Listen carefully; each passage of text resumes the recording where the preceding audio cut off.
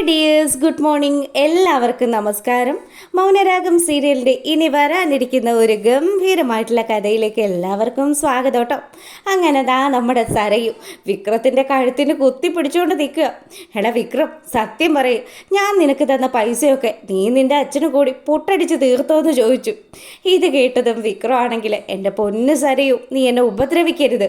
ദേ, ആ കിരണിനെ കൊല്ലാൻ വേണ്ടിയിട്ട് അത്യാവശ്യം നല്ല ആൾക്കാരെ തന്നെയാണ് ഞാൻ ഇറക്കിയത്. അതും ഞാനും എൻ്റെ കൂട്ടുകാരും കൂടി ഇടപെട്ട് കഴിഞ്ഞാൽ കാര്യങ്ങൾ നമ്മൾ ഉദ്ദേശിക്കുന്നിടത്ത് നടക്കില്ല എന്ന് വിചാരിച്ചത് കൊണ്ട് തന്നെയാടി ഞാൻ വേറെ ആൾക്കാരെ ഇറക്കിയത്. അതിന് ലക്ഷങ്ങൾ ചിലവാകുകയും ചെയ്തു. എൻ്റെ കുറച്ച് പൈസ പോയതല്ലാതെ നിന്നെ കൊണ്ട് എന്തെങ്കിലും സാധിക്കുമോ? നീ ആ താരയെന്ന് പറയുന്ന മിണ്ടാത്ത സ്ത്രീയെ പോലും കൊല്ലാനുള്ള ഒരു കഴിവും ഇല്ലാത്തൊരുത്തനാണെന്ന് എനിക്ക് ഇന്നത്തോടു കൂടി മനസ്സിലായെന്ന് പറഞ്ഞ് സരയു ദേഷ്യത്തിൽ നിൽക്കുക. പിന്നീടാണെങ്കിലോ ദാ നമ്മുടെ ശാരി, മോളെങ്ങോട്ടാണ് ഈ പോയത്? ഒരു പിടിയും കിട്ടുന്നില്ലല്ലോ. ഇവൾക്ക് ഈ ഇടയായിട്ട് കുറച്ച് കറക്കമൊക്കെ കൂടുന്നുണ്ട്. എന്തായാലും അവളുടെ കൂട്ടുകെട്ടുകളൊന്നും ശരിയല്ല എന്നൊക്കെ മനസ്സിലാലോചിച്ചുകൊണ്ട് ശാരി സങ്കടപ്പെട്ട് ഇങ്ങനെ നിൽക്കുമ്പോൾ മനോഹർ വരികയാണ്. അല്ല, എന്തായി? അവളെങ്ങോട്ടാ പോയതെന്നൊന്നും എനിക്കറിയില്ല. നീ തന്നെ വിളിച്ച് അന്വേഷിക്ക്. സത്യം പറഞ്ഞാൽ നീ അവളുടെ ജീവിതത്തിൽ വന്നതിന് ശേഷമാണ് ഞങ്ങളുടെ മോള് ഞങ്ങൾ പറയുന്നതൊന്നും കേൾക്കാണ്ടിരിക്കുന്നതെന്ന് കൂടി ശാരി പറയുക. ഇതൊക്കെ കേൾക്കുമ്പം നമ്മുടെ മനുവിന് നല്ല ദേഷ്യം വരുന്നുണ്ട്. അല്ലാതെ നിങ്ങളുടെ മോളെ നന്നായിട്ട് വളർത്താത്തത് കൊണ്ടല്ലല്ലേ. എന്തായാലും ഇനി ഇതും അതും ഒക്കെ പറഞ്ഞ് എൻ്റെ മെക്കിട്ട് വരണ്ട. എനിക്കല്പം മനസ്സമാധാനം വേണമെന്നും പറഞ്ഞ് ശാരി റൂമിലേക്ക് കയറി പോവുക. പിന്നീട് ദാ മടങ്ങി എത്തിയ സരവിൻ്റെ അടുത്തേക്ക് നമ്മുടെ മനോഹർ ചെന്നു. എവിടെയാ മോളെ നീ കറങ്ങി നടക്കുന്നത്? മനുവേട്ട, എത്രമാത്രം പ്രതീക്ഷയോട് കൂടിയാ ഞാൻ ഇരുന്നേന്നറിയോ? എടി, നീ എന്താ ഒപ്പിച്ചത്? ഞാൻ മനുവേട്ടനോട് പറഞ്ഞില്ലേ, ആ വിക്രത്തെ കൂട്ടുപിടിച്ച് കിരണിനെ തീർക്കാൻ വേണ്ടിയിട്ട് ഞാൻ ചില പദ്ധതികളൊക്കെ ഇട്ടെന്ന്. അതൊക്കെ പൊളിഞ്ഞുപോയി. പൊളിഞ്ഞു പോയെന്നോ? അപ്പോൾ മോളുവിൻ്റെ കുറച്ച് കാശ് വെള്ളത്തിലായെന്ന് മിച്ചമല്ലേ? അതെ മനുവേട്ട, അവന് ഞാൻ എൻ്റെ സ്വർണം വിറ്റാണ് പൈസ കൊടുത്തത്. അതും ഒന്നും രണ്ടും അല്ല, ലക്ഷങ്ങൾ കൊടുത്തു. എന്നിട്ടും അവൻ എന്നെ പറ്റിച്ചു കളഞ്ഞു. എൻ്റെ മോളെ പോയത് പോട്ടെ, ഇനിയിപ്പോൾ അത് ആലോചിച്ച് വിഷമിച്ചിരുന്നിട്ട് എന്തെങ്കിലും പ്രയോജനമുണ്ടോ? മനു അങ്ങനെ നമ്മുടെ സരയുവിനെ ആശ്വസിപ്പിച്ചുകൊണ്ടിരിക്കുമ്പം ദാ കിരണും കല്യാണിയും കൂടി റൂമിലെത്തിയതും നമ്മുടെ ദീപയുടെ അടുത്ത് കാര്യങ്ങളൊക്കെ പറയുക. അമ്മ, ഇന്ന് കിരണേട്ടൻ തലനാടിരിക്കാൻ രക്ഷപ്പെട്ടത്. ഞങ്ങൾ ഒട്ടും പ്രതീക്ഷയില്ല ഇങ്ങനെയുള്ളൊരു അപകടം ഉണ്ടാകുമെന്ന്. എന്തൊക്കെയാ മോളെ കേൾക്കുന്നത്? ദേ, നിങ്ങൾ ഇറങ്ങിയപ്പോൾ തന്നെ ഞാൻ പറഞ്ഞതല്ലേ ശ്രദ്ധിക്കണമെന്ന്. എന്തായാലും ഇനി ഒരു കാരണം വെച്ചാലും ഒരു ശ്രദ്ധയില്ലാണ്ട് ചുമ്മാ പുറത്തേക്ക് പോകാൻ നിൽക്കണ്ടെന്ന് പറഞ്ഞ് ദീപയാണെങ്കിൽ കിരണിനെ ശകാരിക്കുക. ഈ സമയം കിരൺ പറഞ്ഞു, അമ്മേ, അതിനെനിക്കൊന്നും സംഭവിച്ചില്ലല്ലോ. എൻ്റെ ഒപ്പം കാർത്തിക ഉണ്ടായിരുന്നു. അവളും ഞാനും കൂടി നല്ലതുപോലെ തന്നെ ഫൈറ്റ് ചെയ്ത് നിന്നു. പിന്നെ അറിഞ്ഞു ആരാണ് എനിക്കെതിരെ കൊട്ടേഷൻ കൊടുത്തതെന്ന്. അത് മറ്റാരുമല്ല, ആ സരയുമാണ്.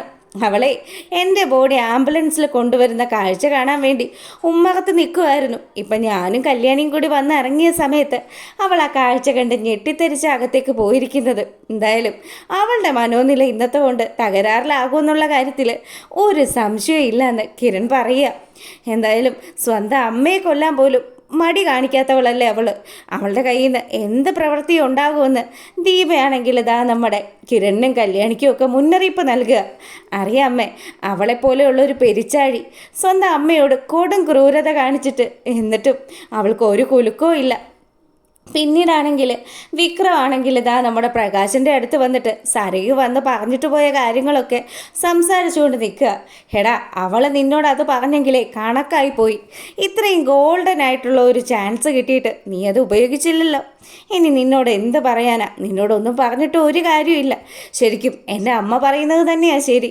അവർ പറഞ്ഞു നിന്നെ കൊണ്ട് ഒരു കാശിനും കൊള്ളില്ല എന്ന്. ഞാൻ ആശുപത്രി കിടന്ന സമയത്തും അവരാണല്ലോ ലോകം മുഴുവനും നടന്ന് കൈ നീട്ടി പിച്ച തെണ്ടി കൊണ്ടുവന്നത്. എന്നിട്ടും നീ ഒരു രൂപ കാശ് മുടക്കിയില്ലല്ലോ. നീ നന്നാവുന്ന ലക്ഷണം ഇല്ല വിക്രം. ഇതിന് ഞാൻ തന്നെ കളത്തിലിറങ്ങേണ്ടി വരും. ആ കല്യാണിയെ തീർക്കാനുള്ള യോഗം അതെനിക്കാടാ. നീ എന്തായാലും വിഷമിക്കുമൊന്നും വേണ്ട. ഇനിയിപ്പോൾ സംഭവിക്കാനുള്ളതൊക്കെ സംഭവിച്ചു. ഈ ഞാൻ നല്ല ഒന്നാം തരം മെക്കാനിക്കാണെന്ന് നിനക്കറിയാമല്ലോ. നീ എന്തായാലും അതനുസരിച്ച് കാര്യങ്ങൾ മുന്നോട്ട് നീക്ക്. അവൻ്റെ കാര്യത്തിന് ഞാനൊരു തീരുമാനം ഉണ്ടാക്കാം. അവനെ മാത്രമല്ല, അവനെയും എൻ്റെ ആ സന്തതി ഉണ്ടല്ലോ, കാർത്തിക എന്ന് പറയുന്നവള്, അവളെയും എല്ലാത്തിനെയും തീർക്കണം. അവസാനം കല്യാണി ആരോരും ഇല്ലാണ്ട് നിൽക്കുന്ന കാഴ്ച അതെനിക്ക് കാണണം. എൻ്റെ അമ്മയെന്ന് പറയുന്നവളുണ്ടല്ലോ ദീപ, അവള് ആരോരും ഇല്ലാണ്ട് അലഞ്ഞു തിരിഞ്ഞ് നടക്കുന്ന കാഴ്ച എനിക്ക് കാണണോടാ. അവളുടെയൊക്കെ അഹങ്കാരം എന്തായിരുന്നു. ചെന്നൈയിൽ നിന്നൊരു ലക്ഷ്മീനെയും മോളെയും കൊണ്ടുവന്നു എനിക്കെതിരെ എന്തൊക്കെയോ ചെയ്യാന്നായിരുന്നല്ലോ. എന്നിട്ടിപ്പോൾ എന്ത് സംഭവിക്കുന്നേ? ഒന്നും നടക്കില്ല. ഈ പ്രകാശനെ തോൽപ്പിക്കാൻ പറ്റത്തില്ല. പ്രകാശന് കരുത്തായിട്ട് വിക്രമാദിത്യനെ പോലെ നീ എൻ്റെ ഒപ്പമുണ്ട്. ആ രാജാവിൻ്റെ അതേ പ്രൗഢിയോടുകൂടി. ദേ അച്ഛ, ചുമ്മാ അതും ഇതും പറഞ്ഞ് എന്നെ ഇറിറ്റേറ്റ് ചെയ്യല്ലേ എന്ന് പറഞ്ഞ് വിക്രം ദേഷ്യപ്പെട്ടതും നീ എൻ്റെ രാജകുമാരനാടാന്ന് പറഞ്ഞ് നമ്മുടെ വിക്രത്തിനെ കെട്ടിപ്പിടിക്കുകയാണ് പ്രകാശൻ. എന്തായാലും ആ കല്യാണിയോടുള്ള തീരാത്ത വെറുപ്പും പകയും കൊണ്ട് പ്രകാശൻ ഇപ്പം ശരിക്കും അന്ധനായിക്കൊണ്ടിരിക്കുകയാണ്. നല്ലതൊന്നും കണ്ണിൽ കണ്ടാൽ തിരിച്ചറിയാൻ പറ്റാത്ത വിധം അത്രയും വികൃതമായ രീതിയിൽ പ്രകാശൻ്റെ ചിന്തകളൊക്കെ മാറി മറിയുമ്പോഴത്തേക്കിനും വിക്രമാണെങ്കിൽ ഇതൊക്കെ കിട്ടിയ അവസരമാണെന്ന് മുതലെടുത്തുകൊണ്ട് പ്രകാശനെ കൊണ്ട് തന്നെ ആ കടുങ്കൈ ചെയ്യിക്കാമെന്ന് ആലോചിക്കുക. ശാരിയാണെങ്കിൽ നമ്മുടെ സരയുടെ അടുത്ത് വന്നിട്ട് സരയിനോട് പറയുന്നുണ്ട്, എൻ്റെ മോളെ നീ ഇങ്ങനെയൊന്നും ചെയ്യരുത്. ദേ, നീ ആരെയും കൊല്ലാനോ ആർക്കും ഉപദ്രവം ഉണ്ടാക്കാനോ ഒന്നിനും വേണ്ടി ഇനി നടക്കരുത്.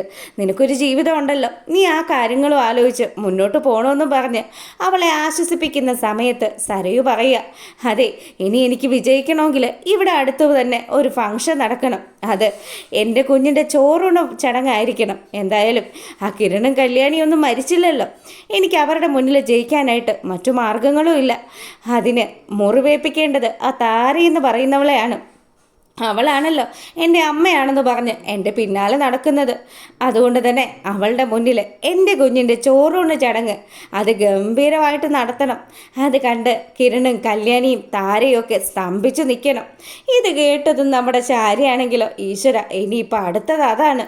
ഈ പെണ്ണിനെ കൊണ്ട് വലിയ തൊല്ലയാണല്ലോ. അതും ആ വൃത്തികെട്ടവൻ്റെ കുഞ്ഞിന് ചോറ് കൊടുക്കുന്ന കഥയാണ് ഇവൾ പറയുന്നത്. ഇനി എന്തായാലും താൻ അതിൻ്റെ അമ്മുമ്മയായ സ്ഥിതിക്ക് ഇനി അത് ചെയ്യാതിരിക്കാനും പറ്റത്തില്ലല്ലോ.